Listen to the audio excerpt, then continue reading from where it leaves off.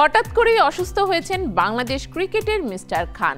তামিম ইকবালের সুস্থতা কামনা করেছেন বিভিন্ন অঙ্গনের ব্যক্তিরা। ক্রিকেটার মিস্টার খানের সুস্থতা কামনা করতে ভুলেননি ঢালিউড সুপারস্টার শাকিব খান। জানাচ্ছে বিস্তারিত।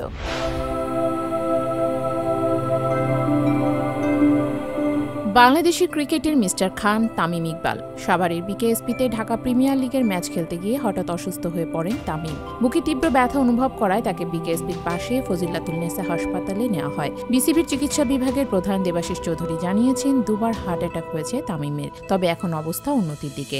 বিকেএসপির ৩ নম্বর মাঠে মোহামেডানের হয়ে শাইনপুকুরের বিপক্ষে খেলতে নেমেছিলেন তামিম। অধিনায়ক হিসেবে টসেও অংশ নেন। এরপর হঠাৎ বুকে ব্যথা অনুভব করায় তাকে বিকেএসপিতেই প্রাথমিক চিকিৎসা দেওয়া হয়। শারীরিক অবস্থার অবনতি দেখা গেলে তাকে দ্রুতই বিকেএসপির নিকটস্থ কেপিজে স্পেশালাইজড হাসপাতাল ও নার্সিং কলেজে চিকিৎসার জন্য নেওয়া হয়।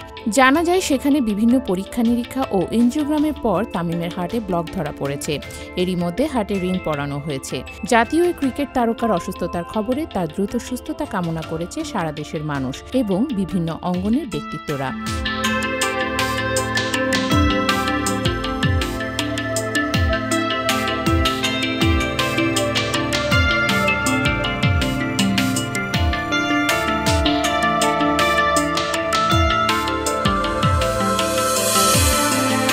সাধারণ মানুষের পাশাপাশি শোবিজ অঙ্গনের তারকারাও একই কামনা করেছেন। তামিমের সুস্থতা কামনা করে ঢালিউড সুপারস্টার শাকিব খান তার ফেসবুকে একটি স্ট্যাটাস দেন। সেখানে তিনি বাংলাদেশ ক্রিকেটের গর্ব তামিম ইকবালের দ্রুত সুস্থতা কামনা করেন। তিনি প্রার্থনা করেন, আল্লাহ যেন তাকে সম্পূর্ণ সুস্থ করে সাধারণের মাঝে আবারও ফিরিয়ে আনেন। এদিকে তামিম ইকবালের সর্বশেষ শারীরিক অবস্থার আপডেট জানালেন বাংলাদেশ ক্রিকেট দলের সাবেক অধিনায়ক খালেদ মাসুদ পাইলট। সোমবার নিজের ভেরিফাইড ফেসবুকের এক পোস্টে তিনি লেখেন, তামিম ইকবালের শারীরিক অবস্থা আগের চেয়ে উন্নতির দিকে, সবার কাছে দোয়ার আবেদন থাকলো।